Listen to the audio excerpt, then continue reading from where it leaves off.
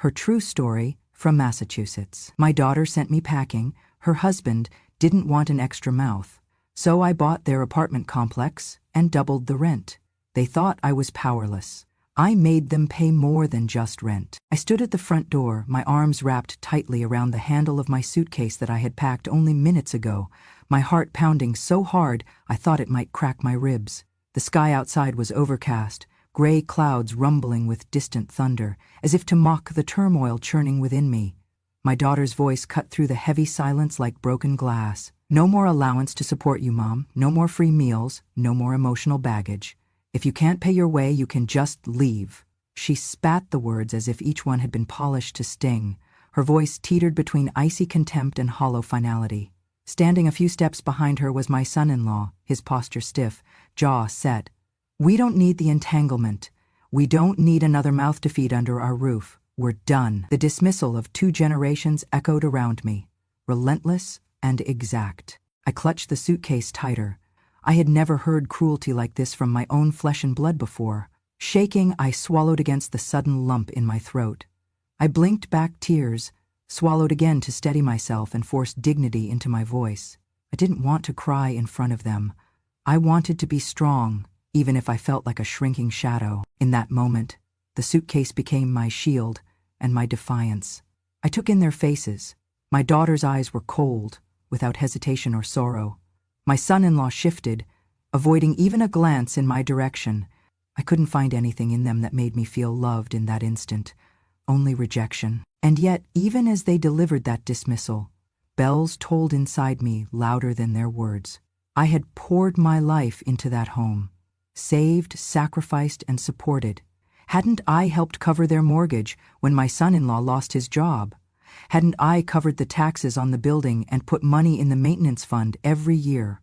All of it they dismissed as if I had no claim to even step foot inside their front door. My hand trembled on the suitcase handle. The air felt cold, each inhale like a rebuke. My daughter folded her arms and lifted her chin, as though she had already cast me aside. My son-in-law nodded in agreement. The room had become too small, shrinking around me. So I stepped back and allowed the door to close gently behind me, though inside I was anything but gentle. The cool hall echoed with the click of my suitcase wheels and my heart's pounding thud. My tears came at last, silent and warm, trailing down my cheeks as I rounded the corner. I breathed in the stale air of the hallway, smelling their memories, our birthdays, holiday meals, seasonal decorations still tucked away in the basement, and I carried those memories with me, fresh and unforgotten, even as I walked away. Outside, a single raindrop hit my cheek as I opened the door to the world again. The skies opened up, the rain turning into a steady curtain. It felt fitting, my tears joining the storm, carrying me forward, away from rejection but towards something more, something I couldn't name yet. I walked until the rain soaked me through, but I did not stop. I didn't look back. I let each step fill me with determination, a slow burn that set my spine straight and lifted the weight from my chest. They thought they could remove me, erase me like a line in the sand. But that would be their mistake. In the echo of their words, my mind flickered back to joyful times. The first day they invited me in, the soft laughter we shared around the dinner table, the hopeful days I thought we'd grow old together. I remembered the trusting smile of my daughter when I held her newborn, the way she hugged me tight and said, "Mom, I want you near me forever, old or young." Back then, I believed I belonged. Their words may have tried to erase that belief, but I knew better. My resolve formed like a phoenix rising from ashes. I would not be erased. I would not be defined by their final dismissal. I may have walked out with tears and a suitcase, but inside I carried something more powerful than our shared addresses, stronger than their cold control. I had the capacity to respond, and in that response was authority. Even if they considered me powerless, they had made a mistake. They presumed I had lost control over my life, but if they believed I was helpless, they didn't know me at all. I would show them, in my own way, that I still had a voice and resources. I still had pride. I still had power. I paused on the wet pavement, phone in hand, suitcase by my side. I sent a quick text to an old friend in real estate. "Let's meet." My fingers trembled, but the action was deliberate, decisive. I still had rights. I still had options. I still had control. They could send me packing, but the world outside their door belonged to me too. I stood in the rain, suitcase at my feet, heart pounding with the clarity of purpose. You thought I was powerless, I whispered into the storm, but not anymore. I trudged down the sidewalk as cold raindrops pelted my coat. The suitcase wheels squeaked against the wet pavement, echoing like distant footsteps in the empty suburb. Streetlights cast muted pools of yellow as I passed familiar fences and flowering bushes, the scent of wet earth rising around me. With every step I felt lighter until the gravity of loss dropped into my chest, heavier than the soaked coat against my shoulder. Memories surfaced unbidden. The first time I diaper-bagged my newborn daughter, inexperienced but determined. The countless nights I cradled her as she learned her ABCs beneath a dim lamp. The toddler days when I laid out her clothes and packed her lunches full of colorful fruits, each slice a silent promise that she mattered. I remembered each scraped knee kiss, each triumphant school recital, each heart-to-heart in the kitchen scenting of cookie dough. I remembered her childhood bedrooms transformed for each holiday season, and how she always insisted on including me. Then came my grandchildren, two little sparks who sprouted from the years I thought might quieten my world. I braided their hair, taught them how to skip stones, repaired scraped elbows with antiseptic and bandages. We laughed together over bedtime stories, and I watched them grow, step by step, into bright young souls. I paid the property taxes for that house and pressed my hands into the grout I helped repair in the bathroom after a pipe leak. I recalled reading them stories during snowstorms, knowing the warmth of family had nothing to do with the thermostat. I recalled the holiday dinners I labored over, roast turkey, mashed potatoes, tender pies served with pride and love. I recalled the way my daughter looked at me from across the table as she raised her glass, whispering, "Thank you, Mom, for everything." And now, none of it seemed to matter. My name had vanished from their lives like mist. No one called me anymore except to ask when I'd pack my bags. No one invited me to family movie nights or birthday dinners unless I sucked it up and asked, or simply showed up unwanted. Mail with my name still arrived in the mailbox, but no longer held invitations, just flyers for services I couldn't pay, or leftover takeout menus from places they no longer dined. It felt like ghosts lived in their memories, and I was the only ghost left. As the rain soaked through my coat, I thought of their voices at the door. We don't need another mouth to feed. The sting wasn't just in their words, it was the casual cruelty in their tone, the ease with which they unmade me. I had been caretaker, friend, confidant, and overnight I became an inconvenience. I felt corroded from the inside, the ice of their rejection seeping into every corner of my beliefs. Had I misread every glance, every smile, every shared meal? My heart tightened. I swallowed down the shame, like a sour pill that wouldn't dissolve, and then I realized something troubling and true. I still had a name, belonging to a history richer than their narrow dismissal. I had identity. I had value. I had power, just not where they had expected it. I stopped beneath a streetlight dripping with moisture and stared at the droplets falling like beads of time. Their expression of disdain changed nothing in me except two things: awareness and intention. I could dwell in my heartbreak, or I could harness it. My tears were for the love I'd given, and it had not been wasted. I hunkered inside a phone booth and dialed the number of an old friend, Ben, a real estate consultant I'd met decades earlier at a community fundraiser. He didn't recognize my shaky voice at first, but as I spoke, reassurance crept into his tone. "Let's meet tomorrow," he said. "We'll look at that apartment complex on Oak Street." My hands slid from my coat pockets, trembling, but the fire started in my chest. I moved on after that. Rain slicked the roads, but I walked steadily, each footfall measured, no longer a retreat but a reclamation. Even as memory weighed heavy, I let the path forge a new one, a path toward possibility, not trepidation. I would not vanish. I would not accept erasure. I would not cower in shame. I would show them I was still here, and then I would show them exactly what I could do. Because if they believed I was powerless, they were wrong, terribly, profoundly wrong. They had sent me packing. But not out of power, out of misplaced self-assurance. I would turn their dismissal into my opportunity, and more than rent, I intended for them to pay attention. I arrived at the small real estate office just as the late morning sun filtered through the dusty blinds, casting narrow beams across old maps pinned to the walls. My coat was damp at the collar, but I didn't notice. I slipped inside, clutching my purse and the edge of hopes that had begun to stir. The familiar scent of stale coffee and printer ink greeted me, an odd comfort amid the turmoil of my day. "Marjorie?" A tall, silver-haired man looked up from his desk. His eyebrows lifted in surprise, then softened into a warm, knowing smile. "It's been years." I managed a small smile in return. "Too many, Henry. Thank you for seeing me." He gestured me to a chair. I sank into it, grateful for the support. Henry had been an old friend, an ambitious college graduate, brimming with ideas about housing development. I had helped him with early mentoring, sharing contacts, moral support, even a small loan to keep his fledgling consulting business afloat. I still remember the victorious laughter over that first contract he signed with a local landlord, and I still knew he owed me more than a thank you. Now, as my eyes adjusted to the plastic potted plant in the corner and the screensaver of penthouses scrolling by, I took a breath and laid out my plan. "I know where my daughter lives," I began. I gestured toward the glossy brochure I'd tucked inside my folder. "It's an apartment complex on Oak Street, 30 units, built in the mid-90s. I've looked at the books. It's underpriced." Henry leaned back, studying me. "You want to buy it?" "I want to buy where she lives." My voice cracked as I repeated the hushed sentence. Not to punish her, but to remind her that I still have choices and rights, that I am not dependent on their good grace. He nodded slowly, his eyes sympathetic but curious. "Okay, let's walk through numbers." We spent the next 30 minutes poring over spreadsheets and loan options. Henry pulled out projections.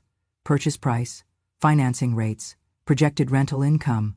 My pulse raced as we examined risk versus reward. The apartment building needed updates, but with moderate investment, occupancy could rise and revenue follow. It was overwhelming. Legal forms, loans, assessments, a mountain of bureaucracy and math. But beneath it all, a spark of possibility shone brighter with each new document. Henry paused at one point, looking me in the eye. "You're doing the right thing. You're standing up, not just for yourself, but making a point." His encouragement felt like embers igniting a fire. I exhaled, took a sip of lukewarm coffee, then nodded. "I'm ready." Signing the pre-qualification documents made my hand tremble. I signed again. A stack of forms slid beneath my pen. Credit applications, proof of income, the outline of a loan that would allow me to take ownership. My breath hitched as I tapped sign electronically. Henry slid the screen away and smiled. "Well done. I'll be in touch about inspection dates and bank meetings." I rose slowly, pressing my hand to the smooth wood of the desk. Emotion welled up in me. Pride, fear, determination, satisfaction. I had taken the first step. As I gathered my folder, Henry handed me a manila envelope. "Here are copies of the documents. This is your path to ownership." I gripped the envelope, feeling the weight of paper and intention. It was a promise, a contract, not just with the bank, but with myself. I stepped outside into the midday glare, the sun warm against my damp coat. I paused at the curb, shifted the envelope under my arm, and smiled. Inside that envelope were options, accountability, and authority. They were what I had owed myself all along. I began walking, letting the sun dry my coat. In my chest, a slow drumbeat of resolve sounded steady and sure. Hope had found its roots. The turn I had taken, silent, unannounced, was begun, and before long it would become their surprise. I would hold the keys, literal and symbolic, to their sense of power. I folded the copies neatly back into the envelope, feeling the crisp edges beneath my fingertips. With each step away from the office, I kept that moment close, paper and purpose entwined. I would bring this victory home to them. I would show them that I was far from powerless. I sat at my kitchen table late that evening, the envelope of documents and spreadsheets spread before me like a secret map. The kitchen light cast a warm glow over every number, every row of projected income and expense. I traced the rental contracts for each unit I'd obtained, looking closely at rent amounts, lease terms, and occupancy details. Unit by unit, I annotated notes in the margins. Month-to-month tenant. Lease expires June. needs HVAC update. These weren't just lines on paper anymore. They represented real people, real incomes, and real leverage. Next, I flipped through the minutes of the building's management board. Former meetings filled with maintenance proposals, landscaping costs, elevator inspection fees. They felt strangely personal. I underlined entries about rising rent and delayed repairs. With this information, I could evaluate where improvements might justify rent increases, or better yet, allow me to implement upgrades that tenants, including my daughter and son-in-law, would pay for willingly once they realized the value. My heart beat a little faster. I sensed the potential. Across the country, my daughter was living in one of these units, oblivious to how carefully I was preparing. I jotted down a mental list of steps. Finalize financing next week. Order appraisal. Request a title search. Coordinate with my advisor to ensure the closing remained secret until the last possible moment. They would wake one day to a new landlord. Phone calls followed, with Henry, my advisor, a title insurance agent, and the accountant. Each call advanced the plan. Deposit wire transfers authorized. Inspections scheduled next week. Closing to occur in 2 weeks. I felt a thrill in my chest, like a quiet promise being sealed. There was tension, of course. My savings were on the line. The loan would have me committed for years. But when I reminded myself why I was doing this, standing up for my dignity, reminding my family that I still had presence and means, it steadied the tremble in my hands. I was renovating more than a building. I was renovating boundaries. To keep everything confidential, I created a different email address, one that didn't include my name. I shuffled documents in a folder labeled investment proposal, not Acme Apartments. No one in the bank asked who I was buying it for. They saw the creditworthiness and the deposit. It felt surreal, a stealth operation in plain sight. Late one night, I sharpened a Note 2 pencil and wrote, "Don't tell them until the deed is signed." I tucked the note into my coat pocket so I'd remember. The words burned in my mind. I didn't want their pity or their denial. I wanted the element of surprise. I wanted to show them that I had authority beyond their front door. Still, the emotional swirl was confusing. I had moments of doubt, wondering if I was being vengeful, if I should have gone a softer route, if I could really pull this off without telling my daughter. But each time that doubt rose, I remembered the morning I stood under the hallway light, suitcase in hand, choosing to walk out rather than endure one more moment of dismissal. That decision had been my anchor, and now, this path was my corrective course. Outside my window, spring's evening breeze carried the scent of lilac, washed by earlier rain.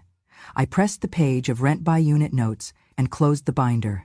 I pictured them in their living room, unaware, laughing over dinner, oblivious to the storm gathering above their heads. When the appraisal report came, a day earlier than expected, I sliced open the envelope. The building's value was solid, slightly underestimated by local listings. That meant equity on day one, giving me flexibility. I leaned back in my chair, tasting the reality I would own this property soon. And with ownership came leverage. At sunset, I stepped out onto the porch with my tea, breathing in the humid warmth. I thought, they will wake and see me in full form, not broken, not helpless, not forgotten. I said it quietly, just to the sky. You thought I was powerless.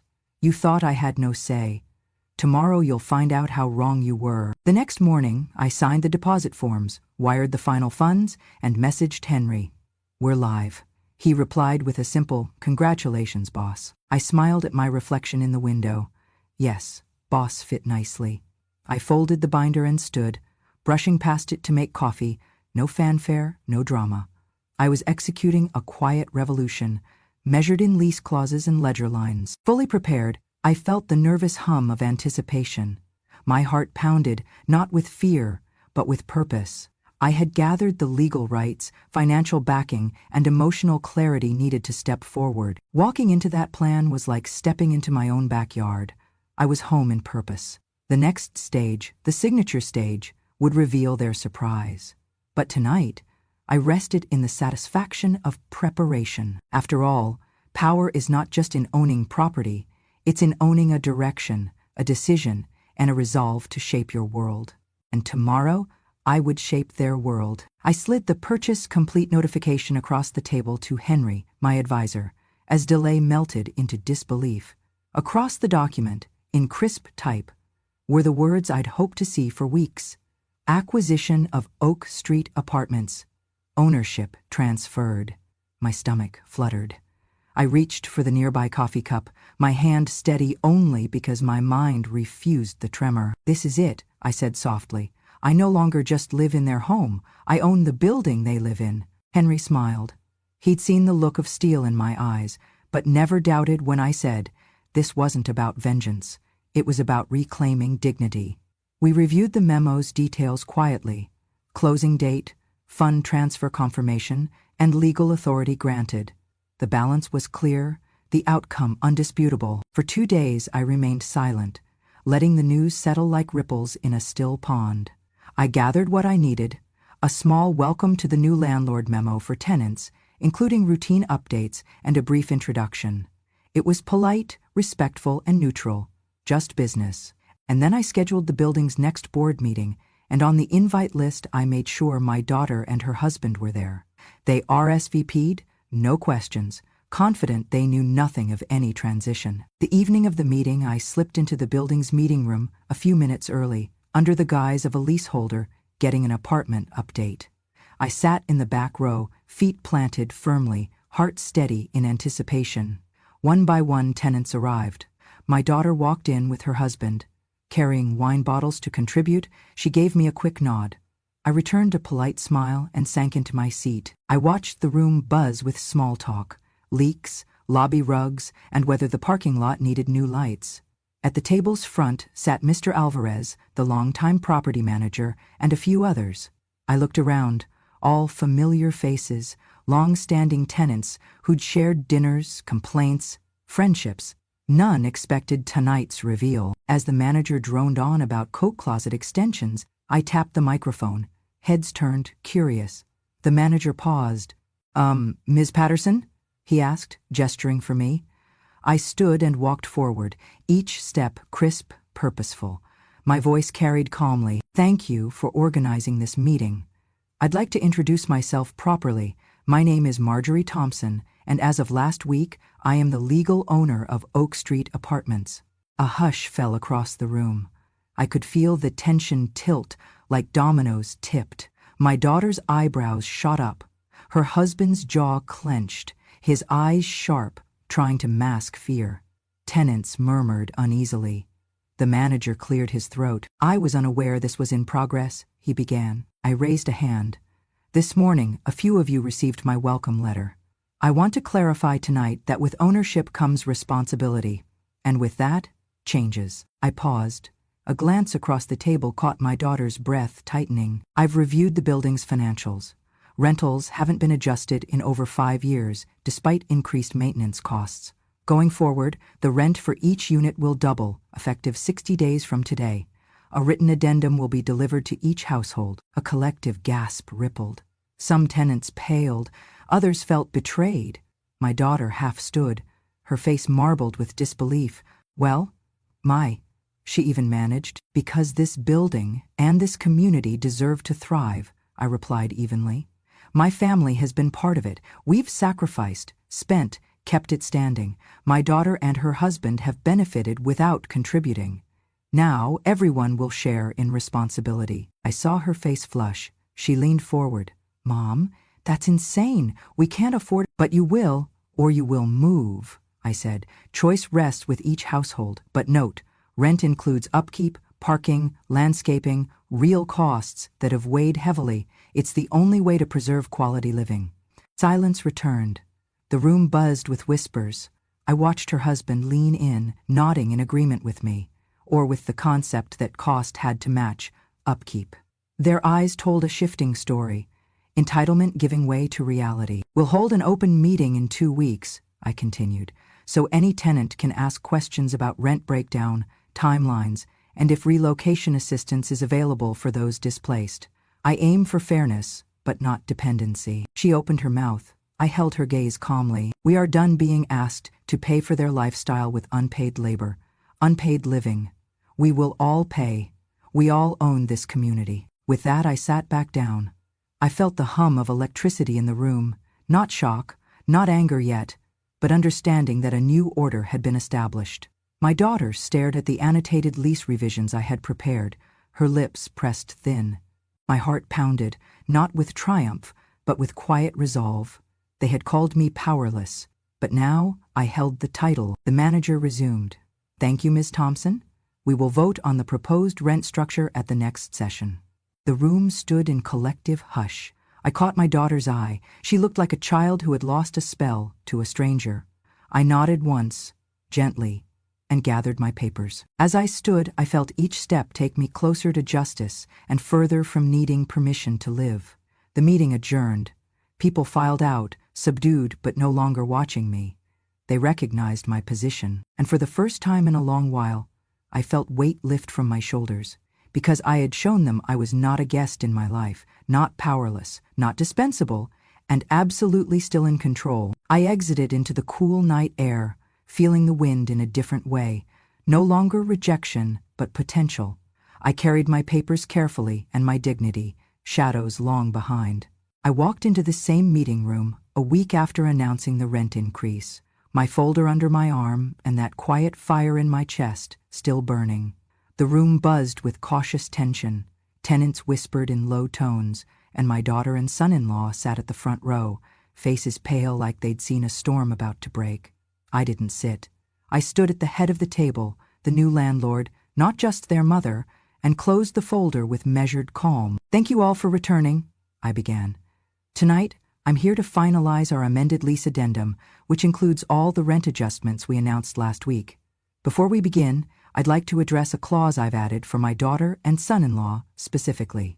I watched their faces tighten as murmurs ran through the room. She swallowed. He shifted uncomfortably. I held their gaze. Under Massachusetts law, landlords may include clauses for caretaker services when family resides on property. Given my age and medical needs, I am invoking that right. I laid the addendum on the table. This clause requires a minimum of 5 hours per week of assistance, simple household tasks, errands, companionship, whatever services I require. You may elect to fulfill that obligation or pay an additional monthly fee of $200. This is not optional. A stunned hush filled the room.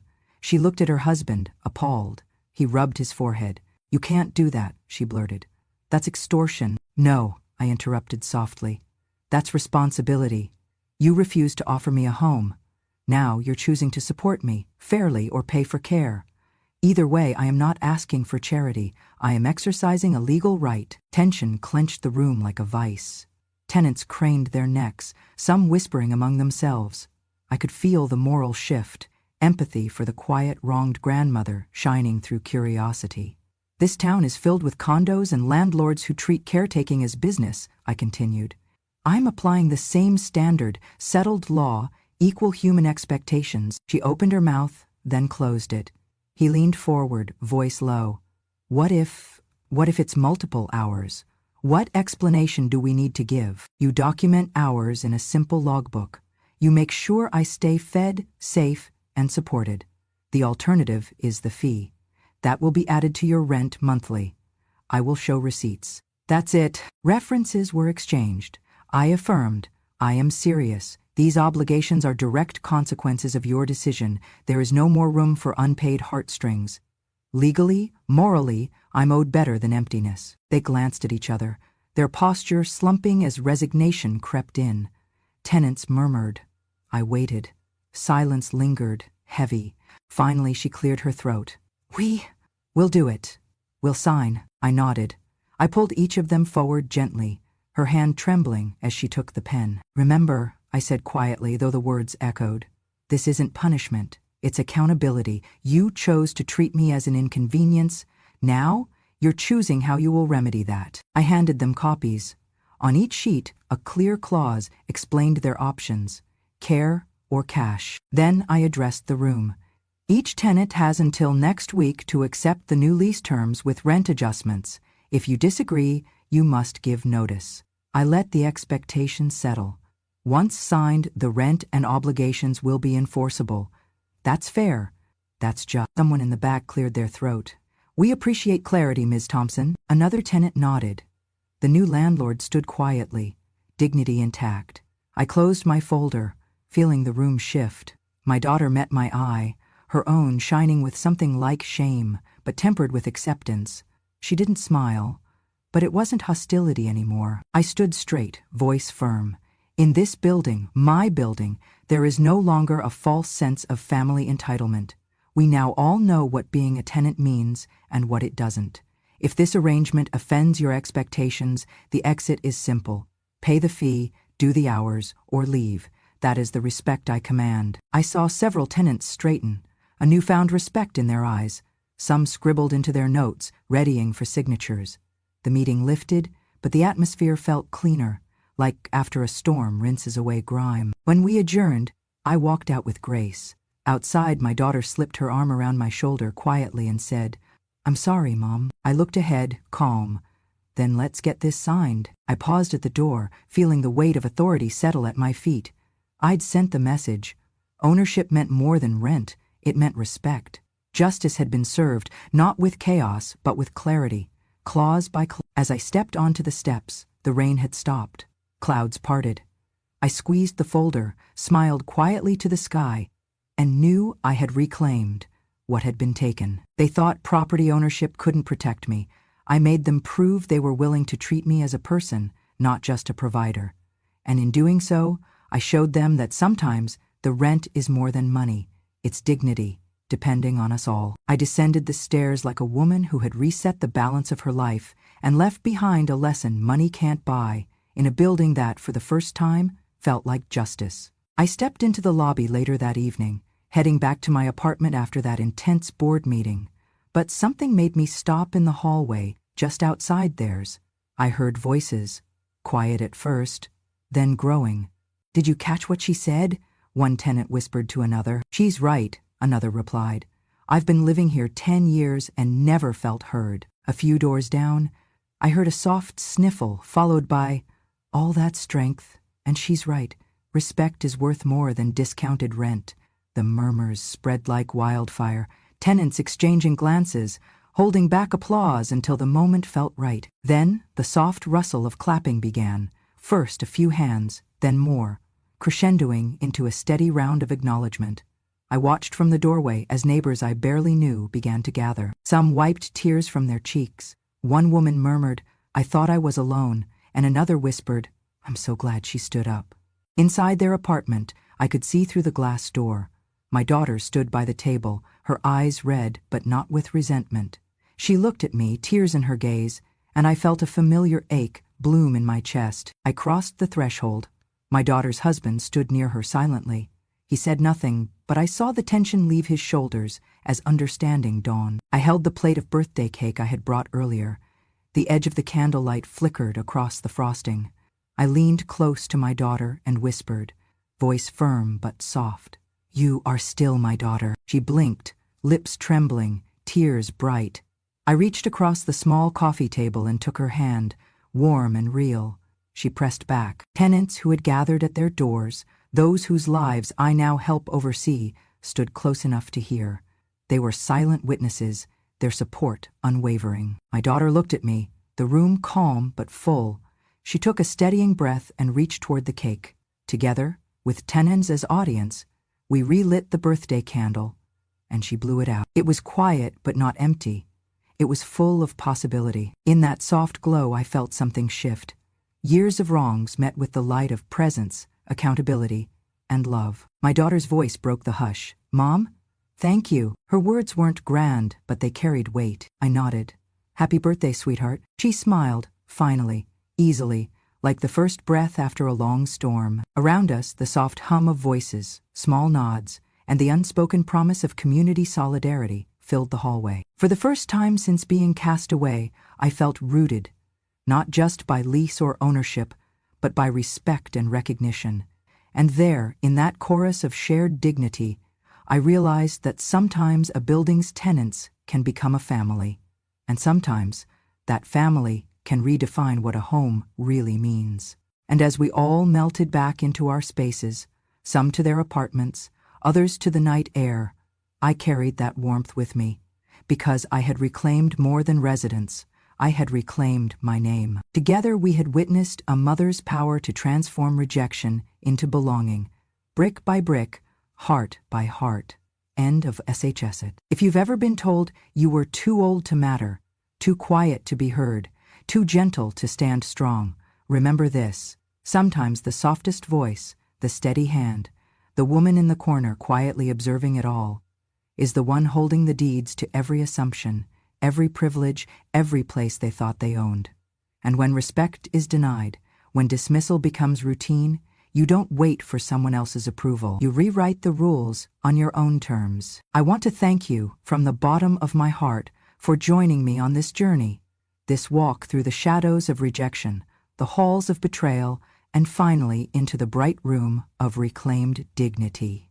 If this story stirred something inside you, if it reminded you of a woman you love or the woman you yourself have become, then you've seen why these stories matter. Here on Grandma True Stories, we don't just listen, we witness.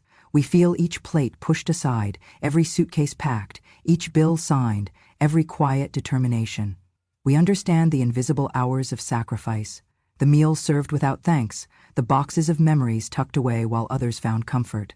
And we honor what replaces that comfort, self-respect earned through truth. It's easy to say, she must be so angry. But that's not the point. Justice isn't bitter. Justice isn't spiteful. It's necessary. It's the balance restored after the weight of injustice has been borne. When respect is denied, when your presence is reduced to something optional, you don't retreat. You emerge in full color, with the keys in your hand and the floor beneath your feet. In this space, you've heard story after story. Women who were told they were too old, too sick, too dependent, too large in spirit to deserve space. And each time, they stood. They signed the deed, took the stand, gathered the documents, boarded the plane, held the door open. They didn't just refuse to disappear, they created a stage for their return. If this story resonates, if it gives you goosebumps or tears or a gentle ache of recognition, please subscribe to Grandma True Stories. It isn't just a channel, it's a community. A gathering place for voices that were once forgotten, but not anymore. You'll find tales of quiet revenge, dignified defiance, dismantled expectations, and doors unlocked, not for others, but for themselves. Subscribe now.